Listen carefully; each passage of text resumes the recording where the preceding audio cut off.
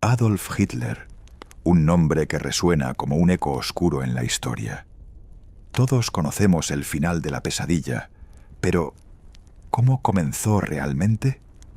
¿Cómo un artista callejero, frustrado y solitario en las frías calles de Viena, logró hipnotizar a toda una nación y arrastrar al mundo entero hacia el abismo?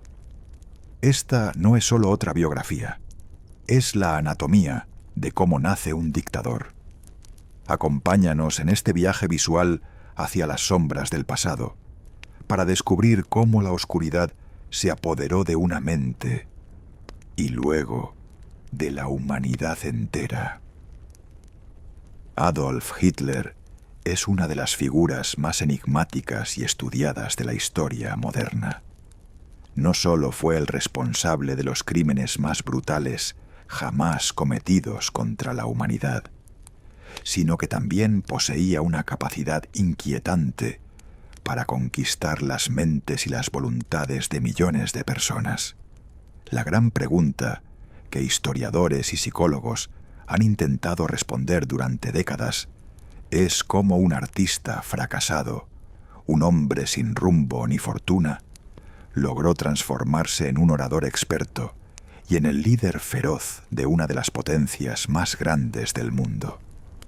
Desde su más temprana juventud, su entorno notó que Adolf era diferente, pero nadie imaginó la oscuridad que bullía en su interior. El 20 de abril de 1889, en la pequeña ciudad fronteriza de Braunau am Inn, Austria, nació un niño que cambiaría el curso del siglo XX. Adolf creció en el seno de una familia de clase trabajadora. Un detalle que marcó su identidad desde el principio fue su rechazo al acento austríaco.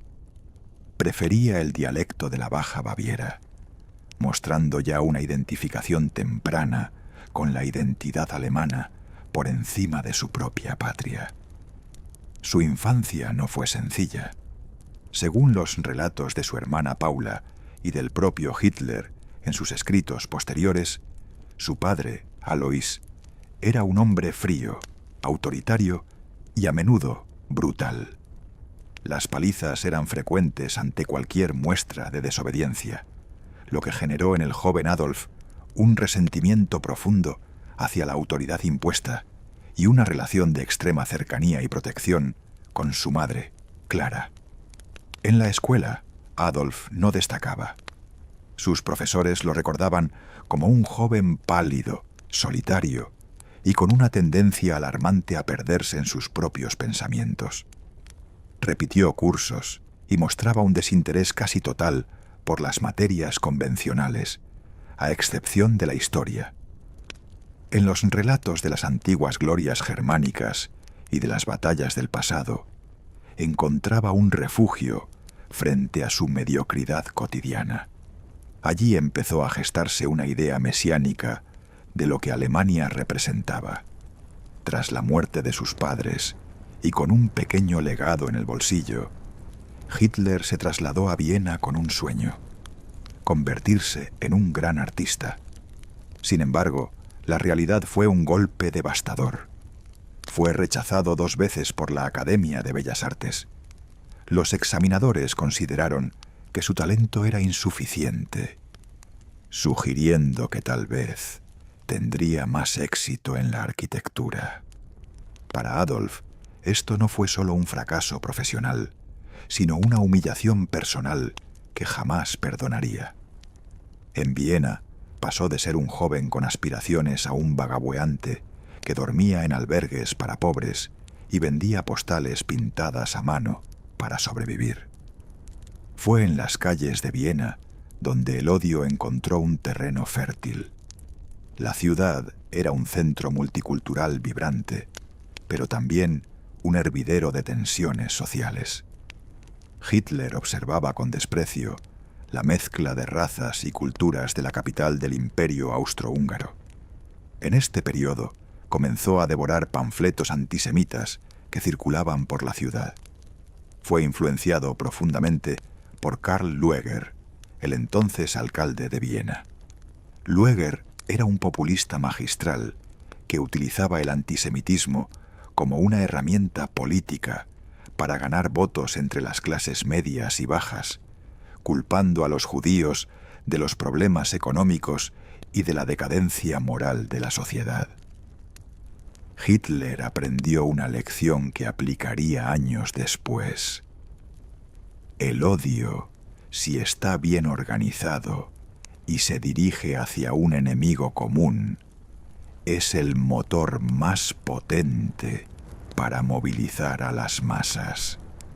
Para Hitler, el judío dejó de ser una persona y se convirtió en una abstracción, en el símbolo de todo lo que él odiaba.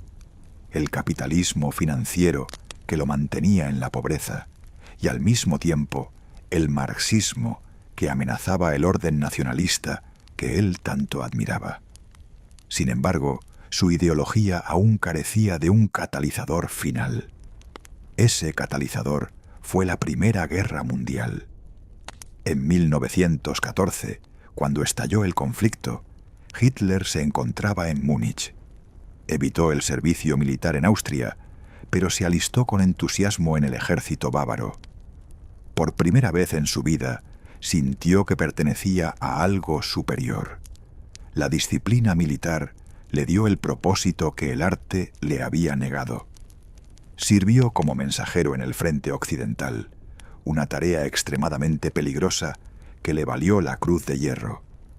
Para él, la guerra era la forma más pura de existencia, donde los fuertes sobrevivían y los débiles perecían. La noticia de la rendición alemana en noviembre de 1918 lo alcanzó mientras se recuperaba de un ataque con gas mostaza en un hospital. Para Hitler, la derrota fue una traición imposible de asimilar. No podía aceptar que el ejército alemán hubiera sido vencido en el campo de batalla. Fue entonces cuando abrazó con fanatismo la teoría de la puñalada por la espalda. Según esta creencia popular entre los nacionalistas heridos, Alemania no había perdido la guerra por fallos militares, sino porque había sido traicionada desde dentro por políticos, comunistas y sobre todo por la comunidad judía. Esta mentira se convirtió en la piedra angular de su discurso. Al regresar a una Múnich sumida en el caos económico y la agitación revolucionaria, Hitler descubrió su verdadero talento, la oratoria. Al unirse al pequeño Partido Obrero Alemán, se dio cuenta de que podía hipnotizar a su audiencia. Sus discursos no eran análisis políticos racionales, sino descargas emocionales de furia y resentimiento. Transformó el dolor de una nación humillada en un arma política, señalando a los judíos como los arquitectos de la desgracia alemana. En sus palabras, la salvación de Alemania no solo dependía de la reconstrucción económica, sino de la eliminación de lo que él llamaba el virus judío. La semilla del exterminio ya estaba plantada en su mente, esperando el momento adecuado para florecer y arrastrar al mundo entero hacia el abismo. Tras el final de la Gran Guerra, Alemania se convirtió en un laboratorio de ideologías extremas.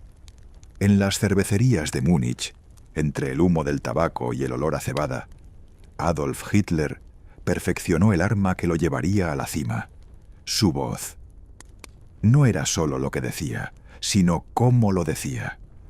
Sus discursos empezaban en un tono bajo, casi reflexivo, para ir ascendiendo en un crescendo de furia que electrizaba a los presentes.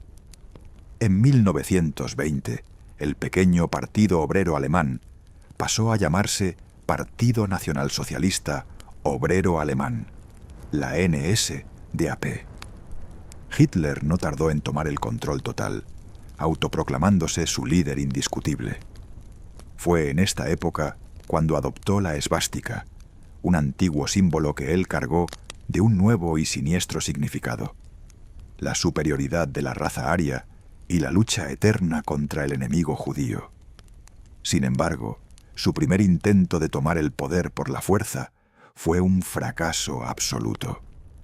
En noviembre de 1923, inspirado por la marcha sobre Roma de Mussolini, Hitler intentó un golpe de Estado en Múnich, conocido como el Putsch de la cervecería. El intento fue sofocado por la policía bávara en cuestión de horas. Hitler fue arrestado y condenado por alta traición. Pero lo que debió ser el fin de su carrera fue, en realidad, su gran plataforma publicitaria. Durante su juicio, sus alegatos fueron publicados en los periódicos de toda Alemania, convirtiéndolo en una figura de relevancia nacional. En la prisión de Landsberg, donde cumplió una condena mínima de apenas 9 meses, Hitler dictó su obra fundamental, Mi lucha. En este libro, que años más tarde se convertiría en la Biblia del régimen nazi, trazó con precisión escalofriante sus planes futuros. Habló de la necesidad de un espacio vital para Alemania en el este, el Lebensraum, y expuso su visión del mundo como una lucha biológica entre razas. Para él, la historia no era una lucha de clases ni de naciones, sino de sangre. Los judíos eran retratados no como una comunidad religiosa, sino como un parásito biológico que intentaba destruir a las naciones desde dentro. Al salir de prisión, Hitler cambió de estrategia. Comprendió que para destruir la democracia alemana, primero debía usar sus propias reglas. Durante los años de relativa estabilidad económica, el partido nazi se mantuvo en la periferia, pero la Gran Depresión de 1929 le entregó la oportunidad de oro. Con millones de alemanes sin empleo y el miedo al comunismo creciendo en las calles, las promesas de orden, pan y orgullo nacional de Hitler empezaron a sonar como la única salida. El partido nazi pasó de ser una minoría ruidosa a convertirse en la fuerza política más grande del país en apenas 3 años. El 30 de enero de 1933, la vieja guardia conservadora, creyendo que podría manipularlo, convenció al presidente Hindenburg de nombrar a Hitler como canciller de Alemania. Fue un error de cálculo histórico. En menos de 6 meses, Hitler desmanteló todas las instituciones democráticas. Utilizó el incendio del edificio del Reichstag como pretexto para suspender las libertades civiles y perseguir a sus opositores. Con la ley habilitante, el Parlamento le entregó poderes dictatoriales, y tras la muerte de Hindenburg, en 1934, Hitler unificó los cargos de canciller y presidente, naciendo así la figura del Führer. Una vez con el control absoluto del Estado, la persecución contra los judíos dejó de ser una retórica de mitin para convertirse en ley. El aparato de propaganda dirigido por Joseph Goebbels comenzó una campaña sistemática para deshumanizar a la población judía a través del cine, la radio y la prensa. Se les prohibió trabajar en la administración pública, en la medicina y en las leyes. Pero el golpe definitivo llegaría en septiembre de 1935 con las leyes de Nuremberg.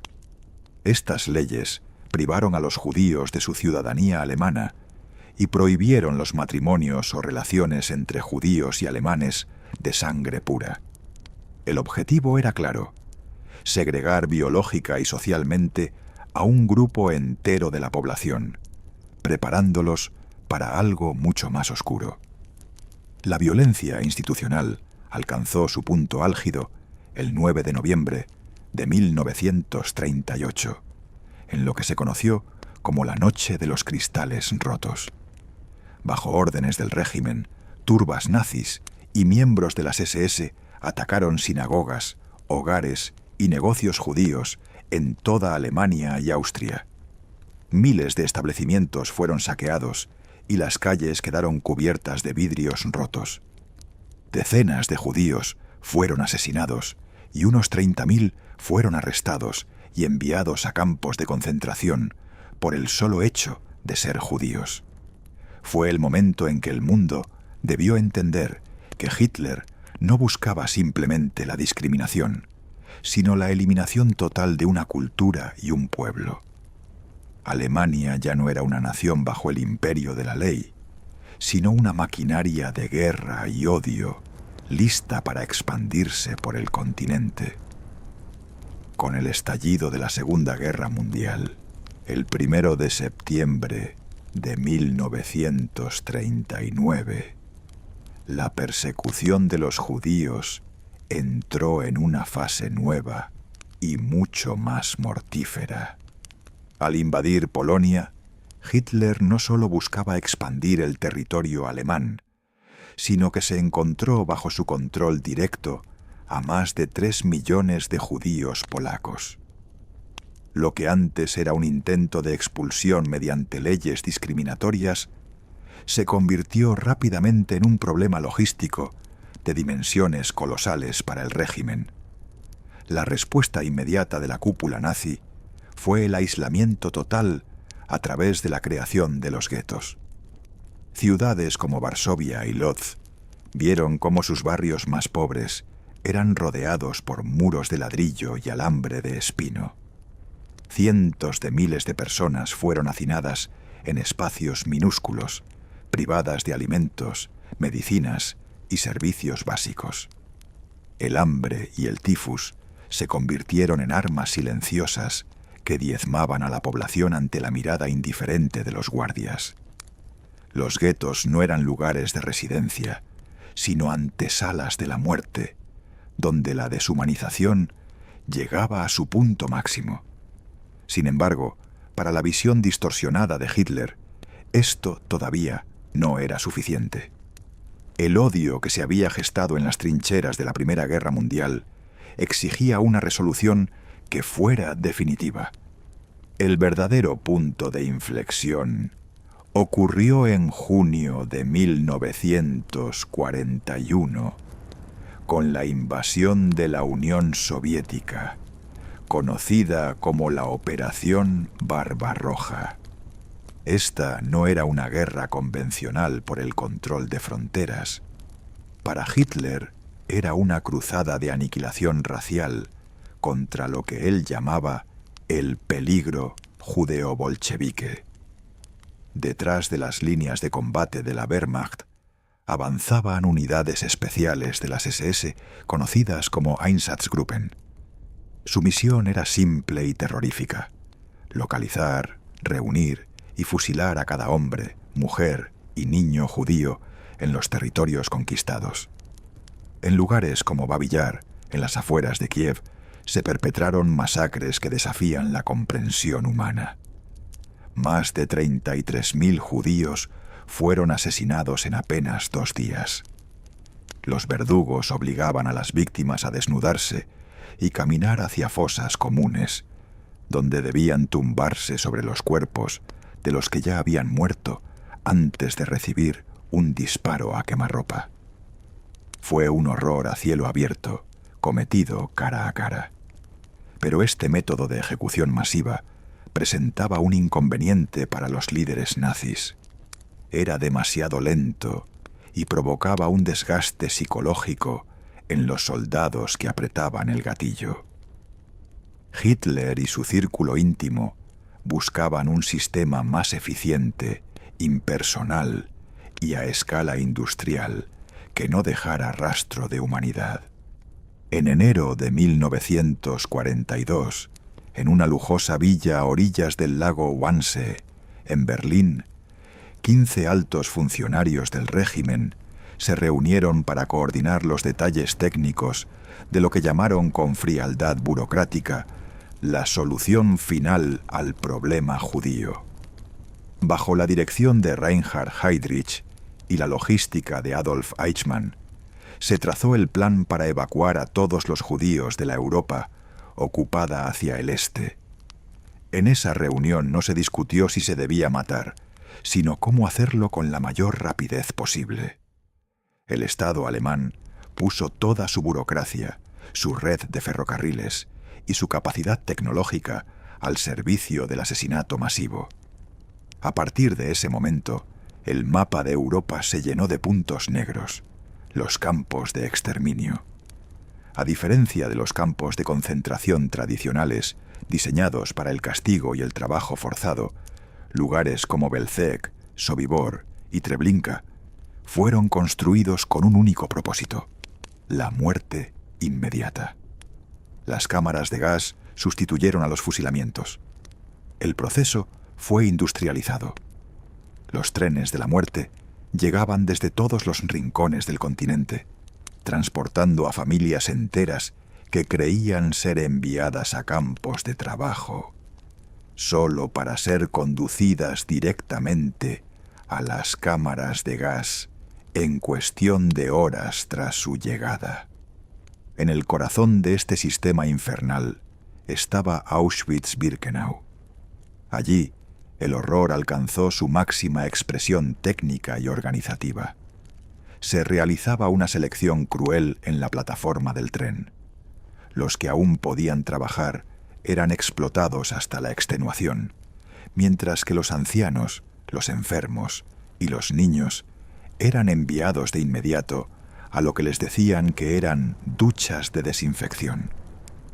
El humo de los crematorios se convirtió en una presencia constante en el horizonte. El odio de un solo hombre, alimentado por mitos raciales y resentimientos históricos, había construido una fábrica de cadáveres que operaba con la precisión de una empresa moderna.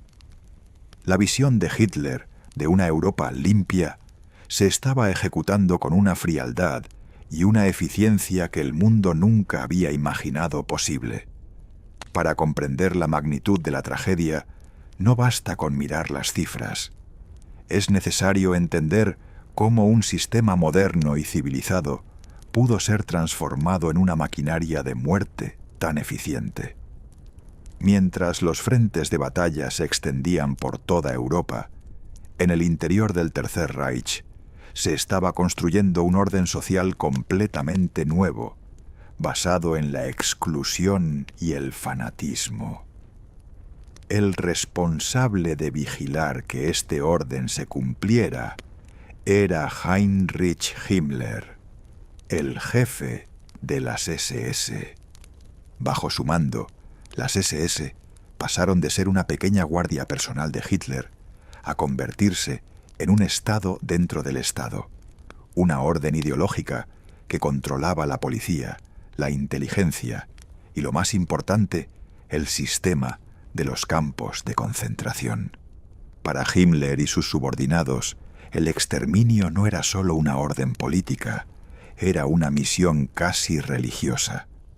Los miembros de las SS eran educados en la creencia de que estaban realizando una tarea necesaria para la salud de la raza aria, una tarea que requería ser duros pero decentes, según sus propias y retorcidas palabras.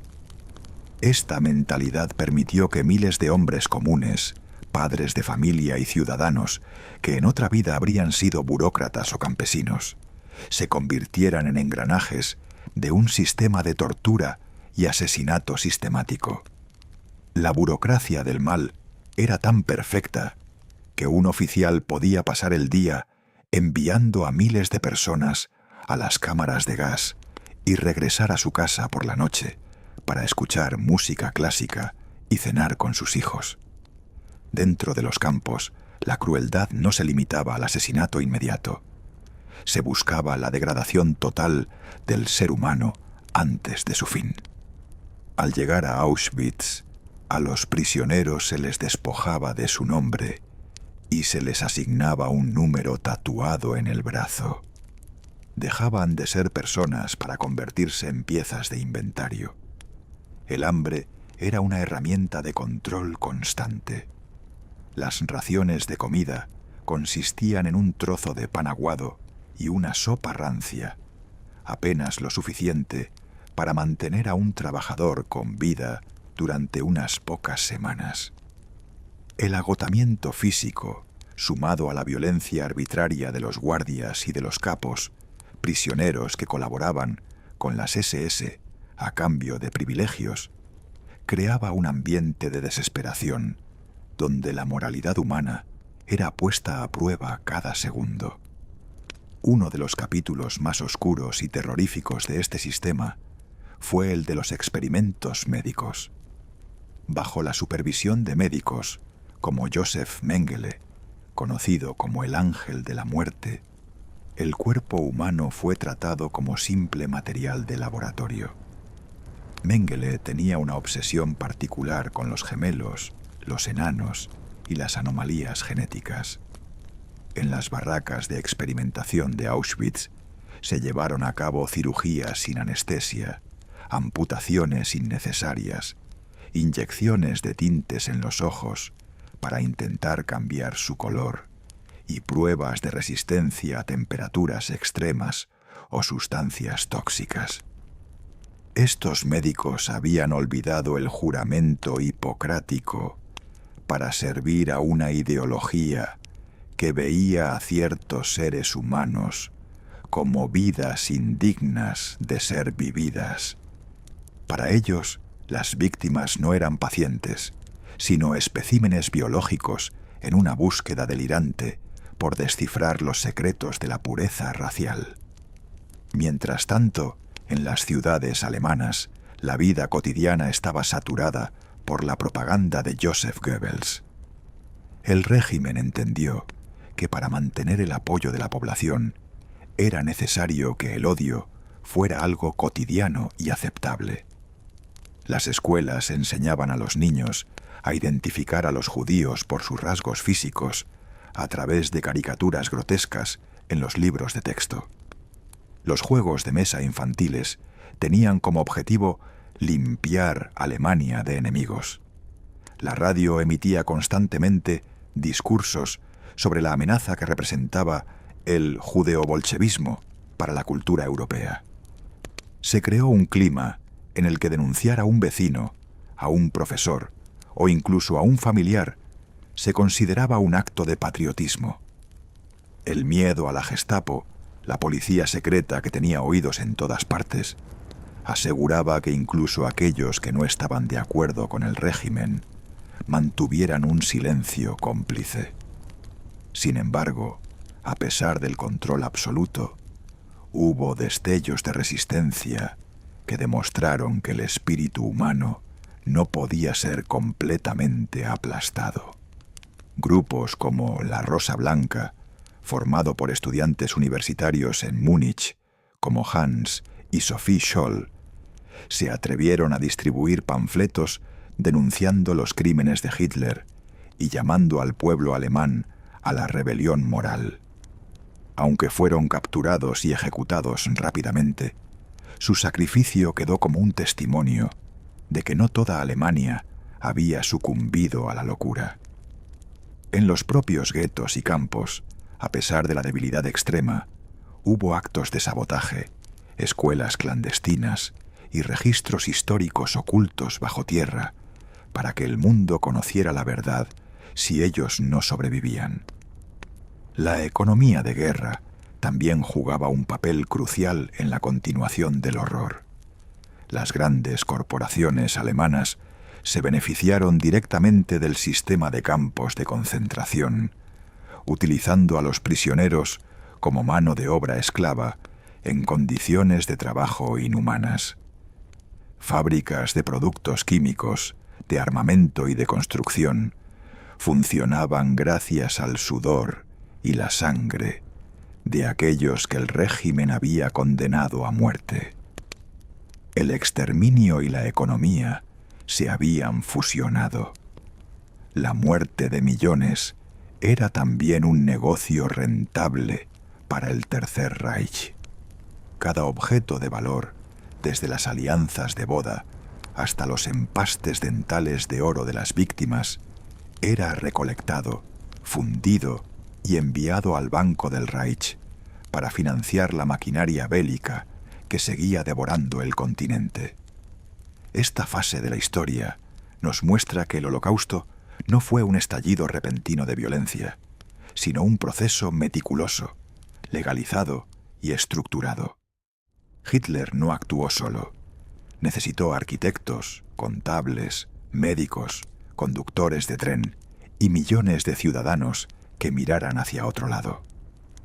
La tragedia se alimentó de la indiferencia tanto como del odio. Mientras las chimeneas de los campos seguían humeando, el mundo exterior empezaba a recibir noticias de lo que ocurría, pero la magnitud del horror era tan grande que para muchos resultaba simplemente increíble.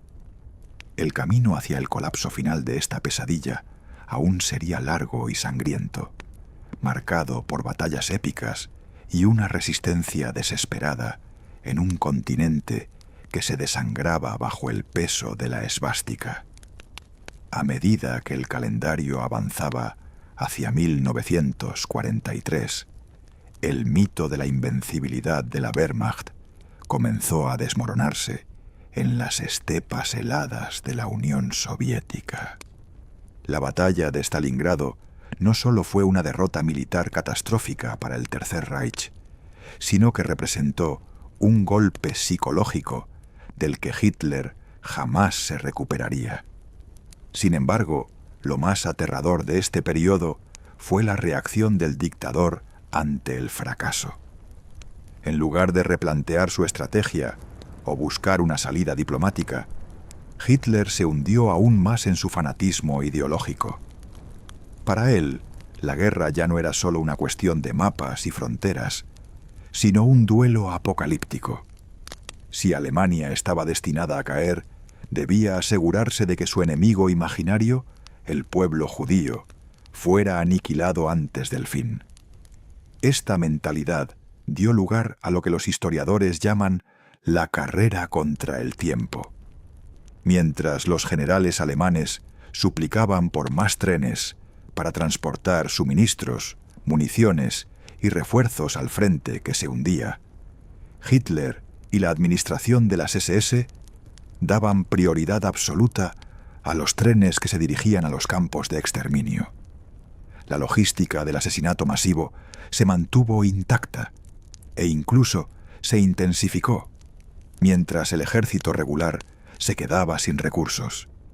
El odio era el combustible que mantenía en marcha una maquinaria que ya no tenía esperanza de victoria militar, pero que seguía obsesionada con su triunfo ideológico. En este contexto de desesperación y opresión absoluta, surgió uno de los actos de valentía más extraordinarios de toda la guerra: el levantamiento del gueto de Varsovia. Para abril de 1943, la población del gueto había sido reducida de casi 500.000 de personas a apenas unos 60.000.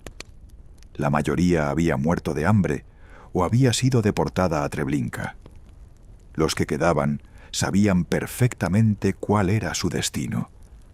Sin nada que perder y con un orgullo inquebrantable, un grupo de jóvenes combatientes, liderados por Mordechai Anielewicz, decidió que si debían morir, lo harían luchando. Armados con pistolas de contrabando, granadas caseras y botellas incendiarias, estos hombres y mujeres se enfrentaron a las experimentadas tropas de las SS enviadas para liquidar el gueto. Durante casi un mes, los insurgentes mantuvieron a raya al ejército más poderoso de Europa en una guerra de guerrillas urbana, luchando bloque por bloque, sótano por sótano. La respuesta nazi fue de una brutalidad sin precedentes. El general Jürgen Strupp ordenó quemar el gueto edificio por edificio, convirtiendo el lugar en una pira gigante. A pesar de la superioridad técnica alemana, el hecho de que un grupo de civiles hambrientos resistiera durante semanas humilló profundamente al mando nazi. El levantamiento fue finalmente sofocado, pero su mensaje resonó en todo el mundo.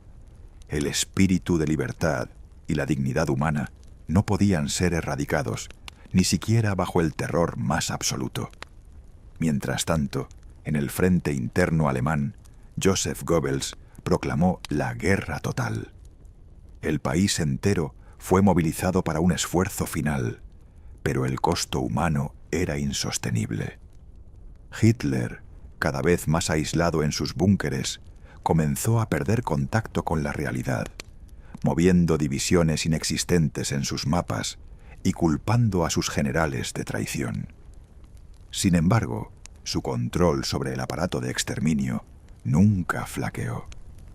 En 1944, ante el avance imparable del Ejército Rojo, los nazis intentaron borrar las huellas de sus crímenes.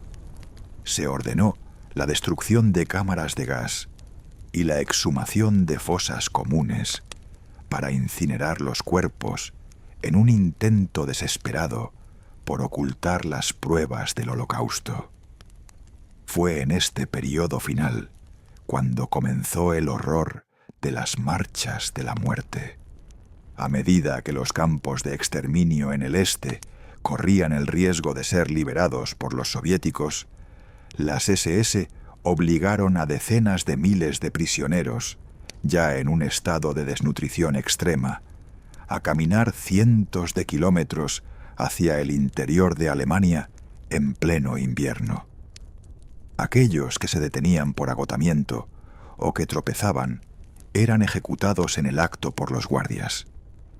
Las carreteras de Europa Central se llenaron de cadáveres con uniformes a rayas, en lo que fue el último suspiro de una crueldad que se negaba a rendirse, incluso cuando el Reich estaba rodeado. A pesar del colapso inminente, la persecución alcanzó regiones que hasta entonces habían estado relativamente a salvo. El caso de los judíos de Hungría fue especialmente trágico. En apenas unos meses de 1944, bajo la supervisión directa de Adolf Eichmann, más de 400.000 personas fueron enviadas a Auschwitz en un ritmo de deportación frenético. La maquinaria de muerte funcionaba día y noche para cumplir con la cuota de sangre antes de que la guerra terminara. Esta obsesión final demuestra que, para el régimen nazi, el exterminio no era un efecto secundario de la guerra, sino su propósito fundamental, su razón de ser. El mundo comenzaba a vislumbrar el alcance de la catástrofe a medida que las tropas aliadas encontraban los primeros campos. Pero lo que encontraron superaba cualquier pesadilla imaginable. El contraste entre la civilización técnica de Alemania y la barbarie de lo que ocurría tras los muros de los campos dejó una cicatriz permanente en la conciencia de la humanidad. La caída de Hitler ya no era solo una necesidad estratégica, era un imperativo moral para detener un descenso hacia la oscuridad que amenazaba con devorar todo rastro de humanidad en el continente europeo. A medida que el año 1944 avanzaba, la atmósfera dentro del alto mando alemán se volvía cada vez más asfixiante.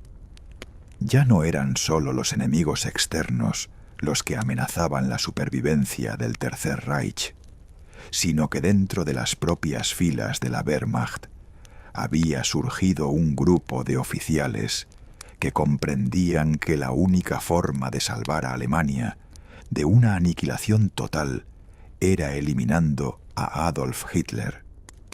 La figura del dictador, que antes era vista como la de un salvador infalible, se había transformado en la de un tirano errático que arrastraba a su pueblo hacia un abismo sin fondo.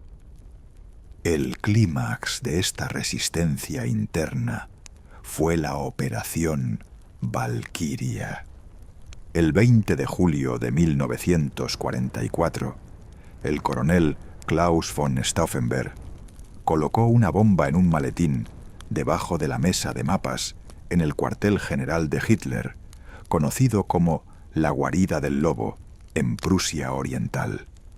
La explosión fue devastadora, pero por un azar del destino que Hitler interpretó como una señal de la providencia, una pesada pata de madera de la mesa lo protegió del impacto directo.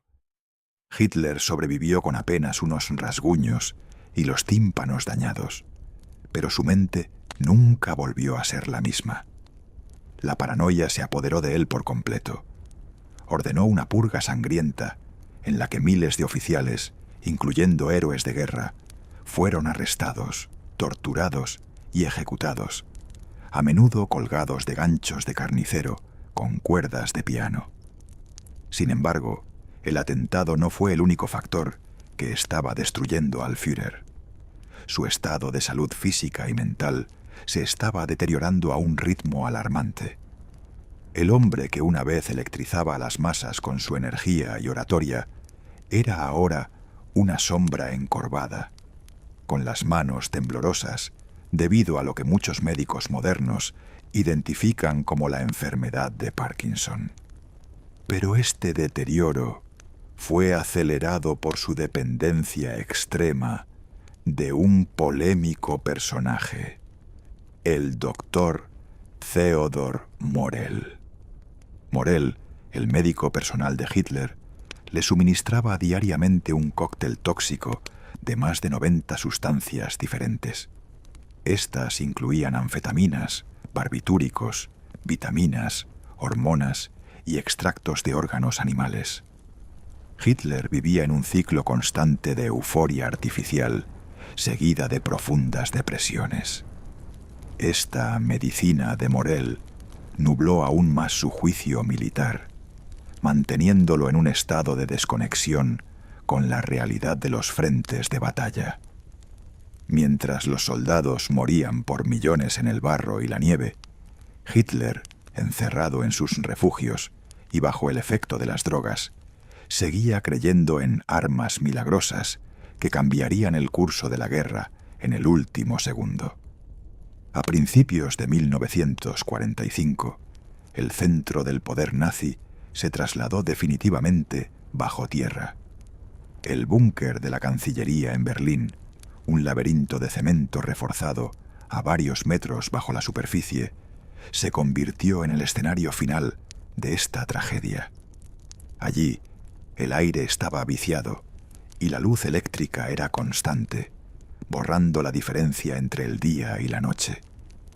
Hitler vivía en una realidad paralela, rodeado de un pequeño círculo de leales que incluía a Joseph Goebbels y a su compañera de muchos años, Eva Braun. A pesar de que los tanques soviéticos ya estaban cruzando las fronteras de Alemania y los bombardeos aliados habían convertido las ciudades alemanas en paisajes lunares de escombros, Hitler seguía impartiendo órdenes a ejércitos que ya no existían o que estaban en retirada desordenada. La atmósfera en el búnker era una mezcla de fanatismo ciego y desesperación absoluta. Mientras algunos oficiales se entregaban a bacanales de alcohol en los pasillos, sabiendo que el fin estaba cerca, Hitler pasaba las horas frente a sus mapas, moviendo divisiones fantasmales y esperando un milagro que nunca llegaría. Su odio, que antes se dirigía hacia afuera, comenzó a volverse también contra su propio pueblo. En sus últimos testamentos y conversaciones, Hitler llegó a afirmar que, si el pueblo alemán no era capaz de ganar la guerra, no merecía sobrevivir y debía perecer junto con él.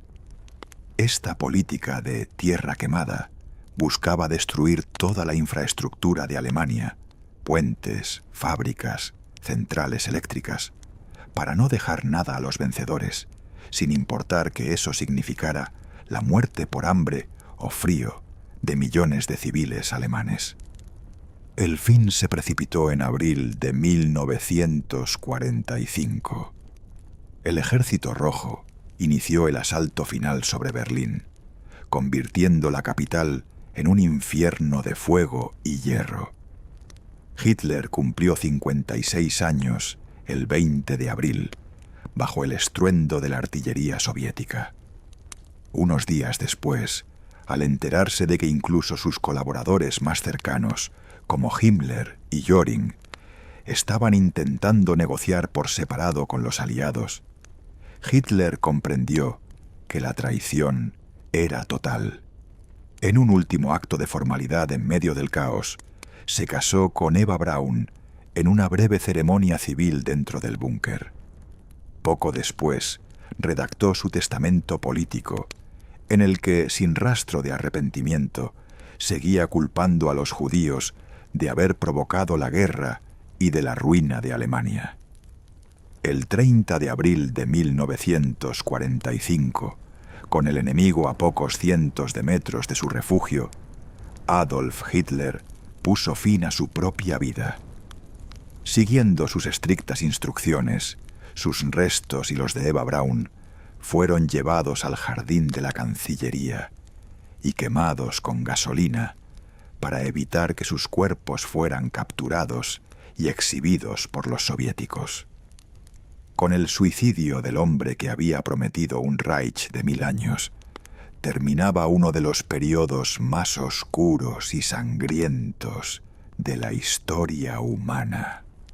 Pero aunque el dictador había muerto, las cenizas que dejaba a su paso eran las de un continente devastado y el trauma de un crimen contra la humanidad, cuya magnitud el mundo apenas estaba empezando a descubrir entre los muros liberados de los campos de concentración.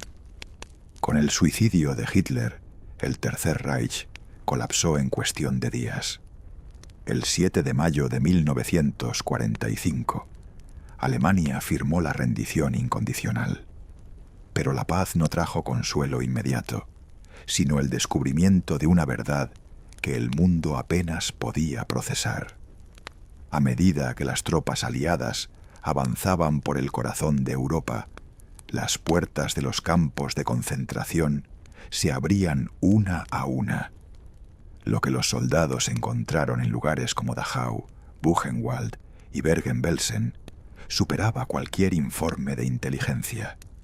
Pilas de cadáveres, sobrevivientes que parecían esqueletos vivientes y el olor a muerte que impregnaba el aire. El general Dwight D. Eisenhower, al presenciar el horror, ordenó que se documentara todo detalladamente, previendo que algún día alguien intentaría negar que esto había sucedido.